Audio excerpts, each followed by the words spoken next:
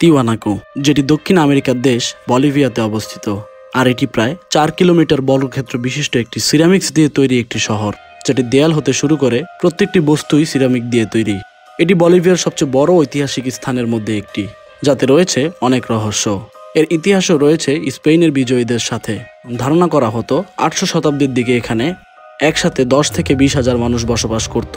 তবে রহস্যের ভাঁজ শুরু হয় এর নাম দিয়েই। এর নাম পূর্বে ছিল তাইপিকাল, আইমারা ভাষায়, যার অর্থ পৃথিবীর মধ্যবিন্দুর পাথর, অর্থাৎ একে ধরা হতো পৃথিবীর মধ্যস্থান হিসেবে। ধারণা করা হয় পূর্বের মানুষ একে মধ্যস্থান হিসেবে চিহ্নিত করে সাম্রাজ্য তৈরি করেছিল। এই তিওয়ানাকুতে রয়েছে একটি রহস্যময় সিরামিকের গেট, যাকে বলা হয় গেট অফ সান, অর্থাৎ সূর্যের দরজা। এই গেটের এমন নামের আসল কারণ এখনও জানা যায়নি, তবে বিজ্ঞানীরা ধারণা করেন এটির মাধ্যমে সূর্যকে কেন্দ্র করে নক্ষত্রের স্থিতি পর্যবেক্ষণ করা হতো।